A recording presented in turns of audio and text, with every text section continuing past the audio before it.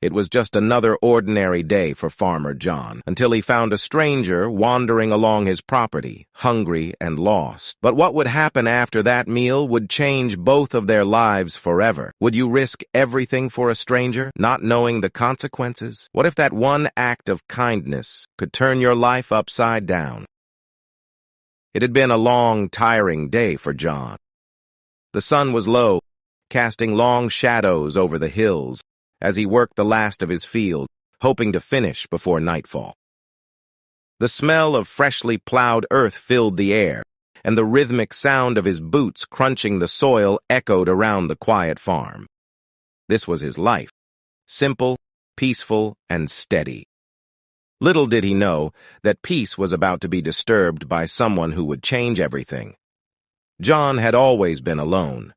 His farm was isolated, nestled in the valley, miles from the nearest town. His days consisted of work, early mornings, and long hours, followed by quiet nights under the stars. He didn't mind the solitude. He had learned to love it over the years. But that evening, as the sun dipped below the horizon, something caught his eye, a figure moving slowly across his land. It was a man dressed in hiking clothes with a heavy backpack slung over his shoulder. John squinted, wondering what the man was doing on his property. Was he lost? It wasn't uncommon for hikers to pass by, but this one didn't seem to be on any trail John recognized. As the man drew closer, John could see the exhaustion in his eyes and the hunger that weighed heavily on his face. "Hey there," John called out, his voice carrying across the open field. The man looked up, startled, but then smiled weakly. "Sorry to intrude," he said, his voice raspy. "I think I've taken a wrong turn."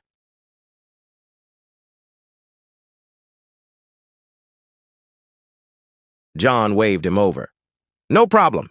You look like you've been walking for miles. Come sit for a bit." The stranger didn't hesitate. He staggered toward John, looking relieved at the offer. John motioned to the bench near his small farmhouse and watched the man slump down onto it. He didn't even have to ask. He could tell by the way the man winced that he had been hiking for hours without rest. "Rough day?" John asked, pouring water from his jug into a small glass. "More like a rough week," the man replied, taking the glass greedily. "I've been hiking the trail for days now, but I must have missed the turnoff somewhere. I've got no food left, and I think I'm lost." John nodded, understanding the feeling. He had been on his own for a long time, but he couldn't let the man go hungry. Without saying much more, he stood up and headed inside, returning moments later with a plate of warm food. It wasn't much, just some stew he had made earlier, but it was enough. "I wasn't sure what you liked, but it's the best I've got," John said, setting the plate in front of the man. The stranger looked up, his eyes filled with gratitude. "I don't think I've ever been more grateful for food," he said quietly. "You've no idea how much I needed this." They ate in silence for a few minutes, the only sound being the occasional clink of utensils against the plate. The fire crackled nearby, casting a warm glow on the small porch. John couldn't help but notice the way the man seemed to relax with each bite. He'd been on the road for too long, and the meal was a welcome relief. "Thank you," the man said again, looking at John with a newfound respect. "I'm not sure how I can repay you for this." John just smiled. "No need for that. We all need a little help now and then." After the meal, the man seemed to be in better spirits. He had told John his name, Mark, and explained that he had been hiking the wilderness, trying to disconnect from his busy life. He had planned to camp for a few days but got turned around and lost track of time. He didn't have a map or enough food for a longer journey, and he wasn't sure how to get back to the nearest town. John offered him a place to stay for the night, which Mark gratefully accepted. It wasn't much, just a spare room in the farmhouse, but it was warm and safe. As Mark lay down that night, he couldn't help but feel a strange sense of peace. He had been through a lot in the past few months, and the kindness of a stranger had been the last thing he expected. The next morning, after a good night's sleep, Mark felt like a new person. He thanked John for his hospitality, but John insisted that he stay for a little longer, urging him to rest before continuing on his way. Mark agreed, and over the next few days they grew closer. They spent their time talking about life, the world outside, and the choices they had made. John shared stories of his farm, his love for the land, and his simple yet fulfilling life. Mark, in turn, talked about his struggles with his career, his relationships, and the pressure of living in a fast-paced world. They had little in common on the surface, but as they spent more time together, Mark began to understand something. He had been chasing the wrong things in life. He had been so focused on success and status that he had lost sight of what truly mattered. And here, on John's small farm, he had found something he hadn't realized he was searching for, a sense of peace, simplicity, and belonging. It was on the third day that Mark made a decision. He had been trying to avoid it, but the longer he stayed on the farm, the more he realized that this was exactly what he needed. He didn't want to return to his hectic life. He wanted to be a part of something more, something that could give him purpose again.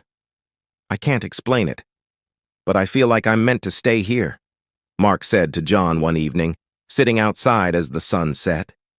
John looked at him, considering his words.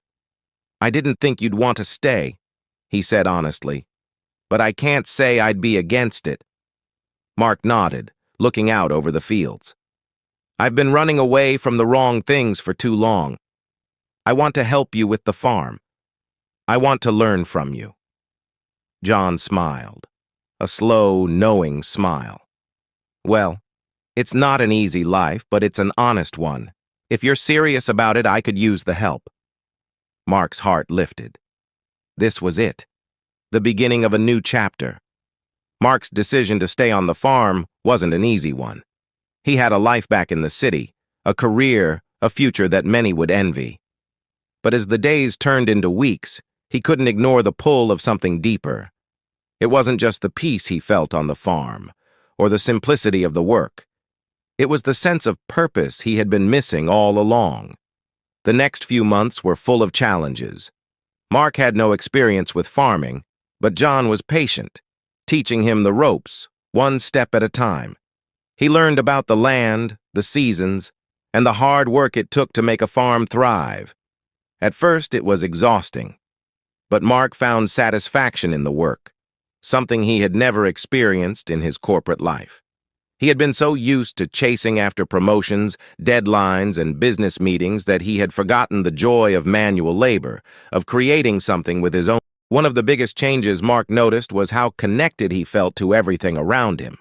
The simple act of planting seeds, of caring for the animals, or of watching the crops grow gave him a sense of fulfillment that nothing in his previous life had. But just as he was beginning to adjust to his new life, something unexpected happened. One morning, John received a letter. It was addressed to Mark with no return address. The handwriting was unfamiliar, and when John handed it to Mark, his hands shook slightly as he tore open the envelope. The letter inside was short, but it carried a weight far greater than its words. As Mark unfolded the letter, he could feel his heartbeat quicken. His hands, still covered in soil from morning chores, trembled slightly as his eyes scanned the page.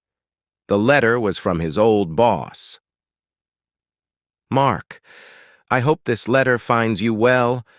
I wanted to personally reach out after hearing about your sudden departure. I understand you've left the corporate world and I respect your decision, but I want to let you know that there's always a place for you here if you change your mind. We have some new projects in the pipeline, and I believe you'd be a perfect fit for leading them. The company is expanding, and with your talents, the possibilities are endless. If you'd like to discuss this further, give me a call. Best, Elliot Taylor, CEO. Mark felt his stomach twist. The letter wasn't unexpected. He knew that his former company would try to lure him back.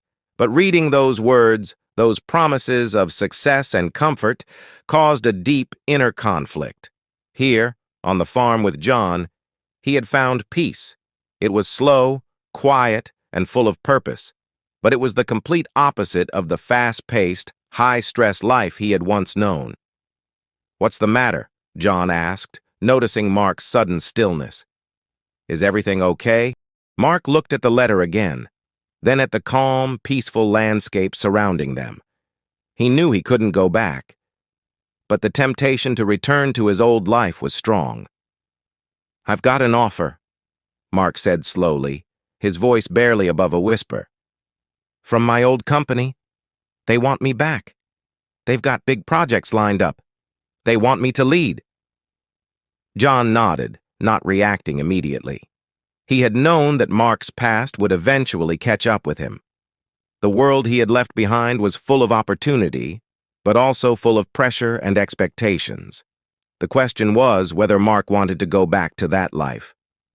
"You've got a good thing here, Mark," John said quietly. "I can't tell you what to do, but I know one thing. Money and success don't give you peace. They don't give you happiness. It's just a shiny surface covering a whole lot of emptiness." Mark stared at the letter in his hands, feeling the weight of John's words settle deep within him. He had made a choice to come here, to find something more meaningful than the chase for titles and wealth. But was he really ready to leave it all behind, to embrace this new life for good? "I've been thinking about this for a while," Mark said after a long pause. "I'm not sure I want to go back. I don't think I'll be happy there. I've been running from something, but I don't know what it is anymore." John smiled, his eyes understanding. "You'll figure it out. Take your time. No need to rush any decisions." Over the next few days, Mark thought long and hard about the letter. He spoke with John about his doubts and fears, but ultimately, the answers he needed came when he was working in the fields alone. The simplicity of the work, the quiet of the farm, and the sense of purpose he felt each time he planted a seed or tended to the animals reminded him of something he had long forgotten. Life didn't have to be complicated to be meaningful. And here, in the company of a stranger-turned-friend, he had found something that no amount of money or corporate success could provide. Mark finally made his decision. He wouldn't return to his old life. The offer, as tempting as it was, no longer held any power over him. The world of high stakes and endless competition had lost its allure. He had found something far more valuable on the farm: peace, connection, and a sense of belongings. The days turned into weeks, and life on the farm grew even more fulfilling for Mark. He had made peace with his decision, and every day brought new lessons. But just when he thought he had everything figured out, life threw another challenge his way. John had been having trouble with the crops.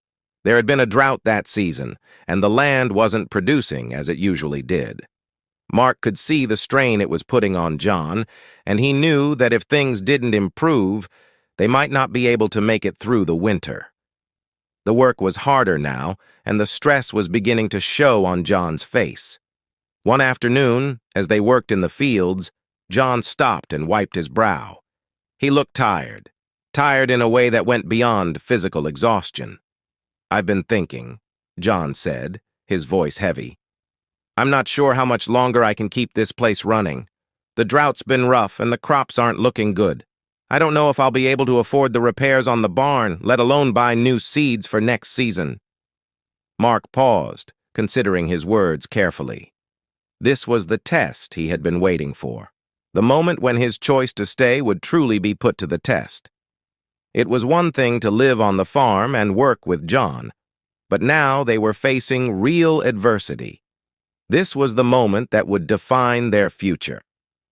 "We can get through this," Mark said with determination. "Together. Let's figure this out."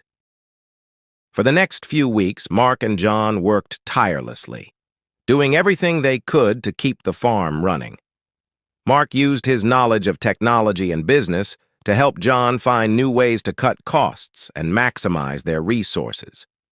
He helped John negotiate with local suppliers for better prices and worked late into the night researching ways to conserve water and improve the crops. It wasn't easy. There were days when they both felt like giving up, when the weight of the world seemed too heavy to bear. But through it all, they never gave up. They pushed each other to keep going, even when things seemed impossible. Then, just as they were beginning to lose hope, a miracle happened.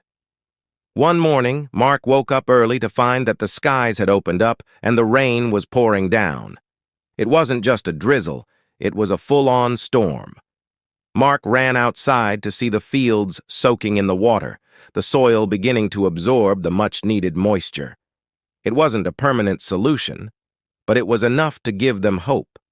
The rain wasn't a guarantee, but it was a sign that things might be turning around. As the rain continued to pour, Mark looked up at the sky, his heart full of gratitude. It wasn't just the rain that had brought hope. It was the partnership with John, the hard work they had put in together, and the lessons they had learned along the way. They had faced their challenges, and now they were stronger for it. Weeks passed, and the rains continued to nourish the fields. The crops slowly began to recover, and the farm started to show signs of life once again. Mark had never felt more connected to the land, to the work, and to his new life. It wasn't glamorous, and it wasn't easy, but it was real. Then, one afternoon, just as Mark was finishing up in the barn, another letter arrived. This time, it was addressed to John. Mark didn't think much of it at first. After all, John was known in the community, and it wasn't unusual for people to send letters. But when John opened the envelope, he seemed surprised. The letter was from a local bank. It turned out that the farm had qualified for a government grant to help with the drought recovery. It wasn't a huge amount of money, but it was enough to help them purchase more seeds, repair the barn, and pay off some of the debts that had been weighing on John for months. The letter was a lifeline, something that would keep the farm going for another season. Mark couldn't believe it. After all the struggle, all the hard work, and all the uncertainty, they had been given a chance to rebuild. As John read the letter, he turned to Mark with tears in his eyes. "This," he said, "this is more than I could have ever hoped for." Mark smiled, feeling a sense of relief wash over him. This was what he had chosen. This life. This purpose. And he wasn't going anywhere.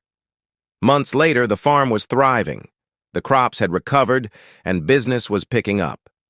Mark had found a sense of peace and fulfillment he had never known before. He wasn't looking for success in the traditional sense anymore. He had discovered that true success was about finding purpose, making a difference, and building meaningful relationships. One evening, as Mark and John sat on the porch watching the sunset, John turned to Mark and asked, "You ever wonder what might have happened if you had gone back to your old life?" Mark thought for a moment. "I think I know what would have happened," he said with a smile. "I would have been chasing something I didn't need, and I would have missed all of this." John nodded, looking out over the farm. Sometimes the greatest rewards come when we least expect them. Mark leaned back in his chair, feeling the weight of the journey he had taken. He had found a new life, a life that wasn't about titles, money, or success, but about peace, purpose, and the kindness of strangers. And as the sun set behind the hills, Mark realized that the most unexpected journey of all was the one that had led him home.